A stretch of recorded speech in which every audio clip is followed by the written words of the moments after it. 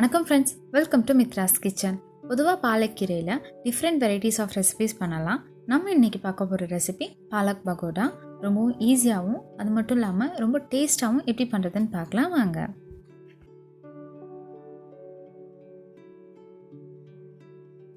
அதுக்கு முன்னாடி நம்ம சேனலை சப்ஸ்கிரைப் பண்ணலன்னா மறக்காமல் சப்ஸ்கிரைப் பண்ணுங்கள். பக்கத்தில் இருக்க பெல் ஐக்கானை ப்ரெஸ் பண்ணுங்கள். இப்போ செய்ய ஆரம்பிக்கலாம். இந்த பாலக் பகோடா செய்ய ஒரு பவுலில் 2 மீடியம் சைஸ் அளவு வெங்காயத்தை கொஞ்சம் நீளமாக கட் பண்ணி சேர்த்துக்கலாம். அடுத்து 2 கப் அளவு பொடியாக கட் பண்ண பாலக்கீரை,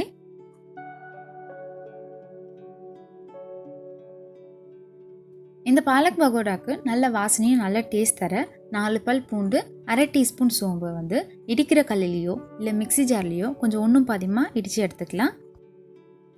அடுத்து 2 பச்சை மிளகாவை பொடிசாவோ இல்லை நீளமாவோ கட் பண்ணி சேர்த்துக்கலாம். குழந்தைங்க சாப்பிட்ற மாதிரி இருந்துச்சுன்னா பொடிசாக கட் பண்ணுறதை விட கொஞ்சம் நீளமாகவே கட் பண்ணி சேர்த்துக்கலாம்.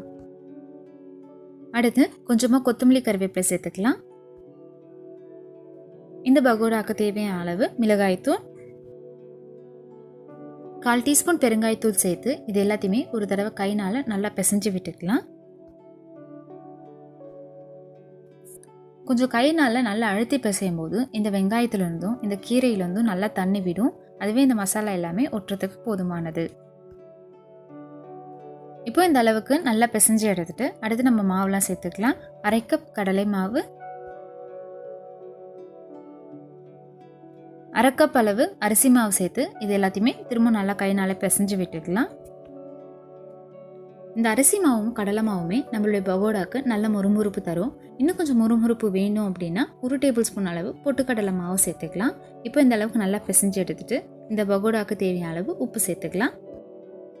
நம்ம உப்பு கடைசியாக தான் சேர்க்கணும். ஃபஸ்ட்டே சேர்த்துட்டோம் அப்படின்னா மாவு தளதளன்னு ஆகிடும். அதனால் எண்ணெயில் போடுறதுக்கு முன்னாடி உப்பு சேர்த்து ஒரு வாட்டி நல்லா பிசைஞ்சு விட்டுக்கலாம். நம்ம கொஞ்சம் கூட தண்ணியே சேர்க்கலாம். இந்த மாவு நல்லா பிசைஞ்சிட்டு பிடிச்சி பார்த்தோம் அப்படின்னா ஒரு ஷேப்புக்கு நம்மளால் பிடிக்க முடியும். அடுத்து நம்ம எண்ணெயில் போட்டு பொரிச்சு எடுத்துக்கலாம்.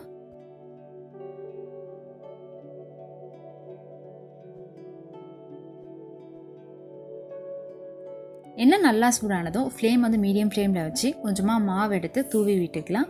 நம்ம பிடிச்சி ஒரு ஷேப்பாகவும் போடலாம், இது மாதிரி தூவியும் விடலாம். இதுக்கு அடுத்து நான் ஷேப்பாகவும் பிடிச்சி போட்டு காட்டுறேன்.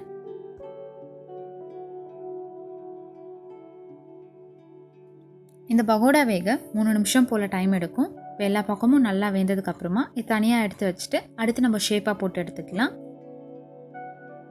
அடுத்து கொஞ்சமாக மாவு எடுத்து உருண்டையாவோ இல்லை தட்டையாவோ போட்டு எடுத்துக்கலாம். நம்ம இந்த மாதிரி உருண்டையாக போட்டு எடுக்கும்போது வேக கொஞ்சம் டைம் எடுக்கும். நம்ம ஃப்ளேம் மீடியம் ஃப்ளேமில் வச்சு போட்டுக்கலாம். ஹை ஃப்ளேமில் வச்சோம் அப்படின்னா மேலே இருக்கிற இது சீக்கிரமாகவே செவந்துடும். உள்ளே இருக்கிறது கொஞ்சம் மாவு மாதிரியே இருக்கும். அதனால் மீடியம் ஃப்ளேமில் வச்சு போட்டு எடுத்துக்கலாம். இந்த பகோடா வேக ஒரு 5 நிமிஷம் போல் டைம் எடுக்கும். எல்லா பக்கமும் நல்லா திருப்பி விட்டு எடுத்துக்கலாம்.